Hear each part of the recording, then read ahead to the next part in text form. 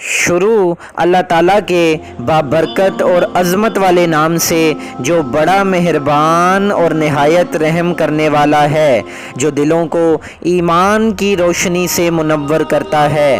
और लातादाद दरूद व सलाम आप सल्लल्लाहु अलैहि वसल्लम और आपकी आल पर, राइजिंग इस्लाम के देखने और सुनने वालों को अली रज़ा का सलाम। कैसे हैं दोस्तों? अगर आप हमारे चैनल पर नए हैं तो हमारे चैनल को सब्सक्राइब करके बेल आइकन के बटन को ज़रूर दबाएं ताकि हमारी हर आने वाली वीडियो आप तक आसानी से पहुंच सके। दोस्तों, 583 हिजरी मुताबिक 1187 में सुल्तान सलाहुद्दीन अयूबी ने मुकम्मल तौर पर फ़लस्तीन पर कब्ज़ा कर लिया और तीसरी सलीबी जंग के लिए मैदान तैयार हो गया। दोस्तों, पादरियों ने तमाम यूरोप में गश्त करके वहज़ कहने शुरू किए और अवाम के मजहबी जज्बात को भड़काया।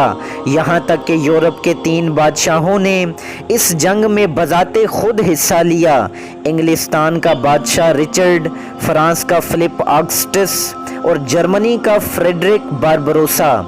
यूरोप ने इन बादशाहों को बरकत बख्शी और मजहब ईसवी का निजात दहिंदा करार दिया और जन्नत की खुशखबरी दी। ये मुत्तहिदा फ़ौजें बहीरा रोम के किनारे से होती हुई गक्का तक पहुंच गईं।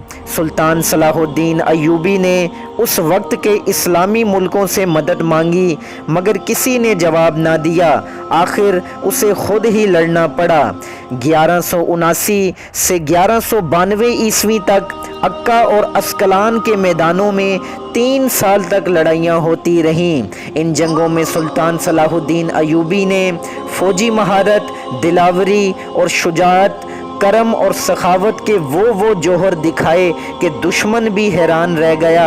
दूसरी तरफ बारबरोसा बड़ी बहादुरी से लड़ा मगर एक दफ़ा शिकस्त खाकर बारबरोसा एक दरिया को पार कर रहा था कि हलाक हो गया। उसकी फ़ौज मुंतशिर हो गई और सिपाही घरों को चले गए। लड़ाई के दौरान में शाह इंग्लिस्तान और शाह फ्रांस बीमार हो गए।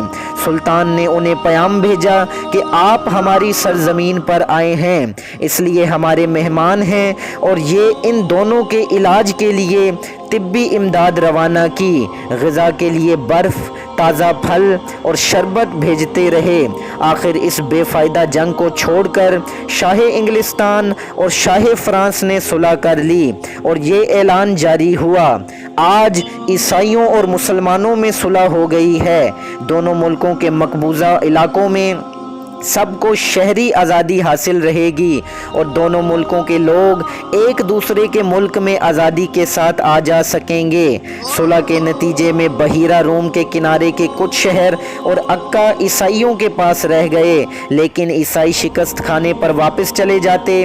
जब तैयारी मुकम्मल कर लेते तो फिर लड़ने को आ जाते। चुनाचा 1204 में चौथी सलीबी जंग लड़ी गई, 1217 में 5वीं, 1228 में 6ठी और 1248 में 7वीं सलीबी जंगें लड़ी गईं।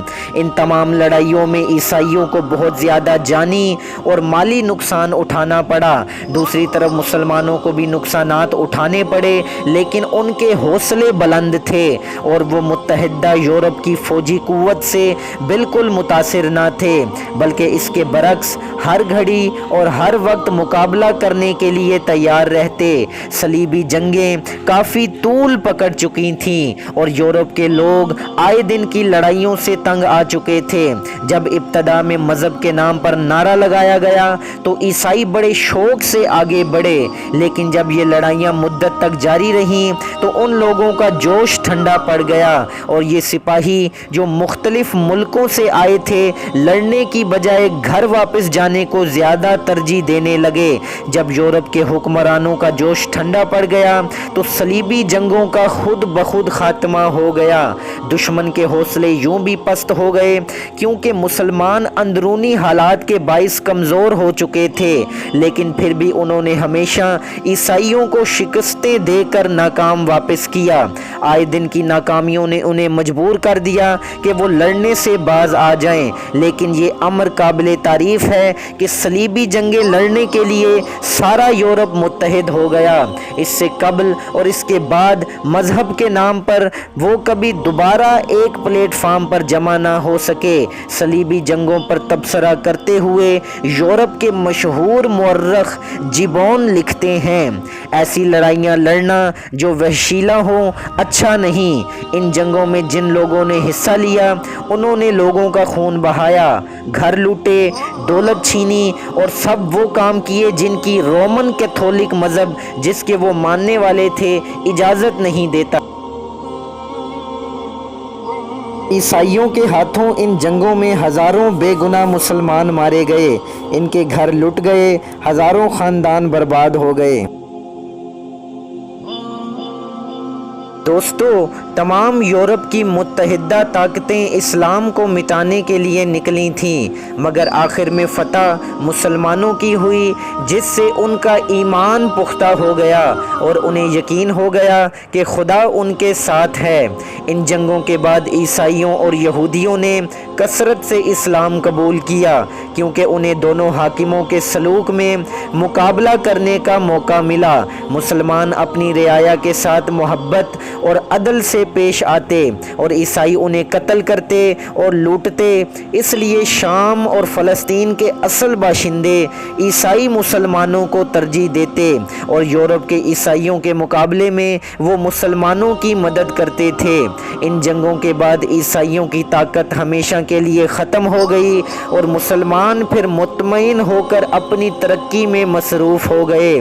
सुल्तान सलाहुद्दीन अय्यूबी को मुल्की इंतज़ाम की तरफ तवज्जो करने का मौका मिला। दोस्तों, इस जंग के नतीजे में रोम की हुकूमत की ताकत का पोल खुल गया। उस वक्त रोम का ये हाल था कि उमरा ऐशो इशरत में मुब्तला थे और अवाम निहायत गुर्बत और अफलास की ज़िंदगी बसर कर रहे थे। जब रोम की हुकूमत ने जंग का ऐलान किया तो उमरा तो टस से मस न हुए और अवाम मारे गए, लिहाजा उनका अपनी हुकूमत पर से एतमाद उठ गया।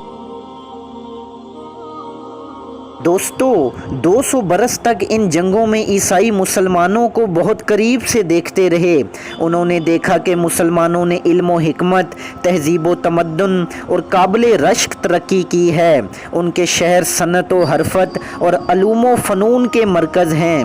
वो ज़हनी, इल्मी और अमली हर लिहाज से दुनिया के कायद और इमाम हैं। उनके उलमा इल्म व अमल का नमूना हैं। जब वो मुसल्ला पे बैठते हैं तो बेहतरीन फ़कीह होते हैं। कुर्सी अदालत पर दानिशमंद काजी, तख्ते हुकूमत पर दूर अंदेश मुदब्बर और मैदान जंग में शुजा सिपा सलार।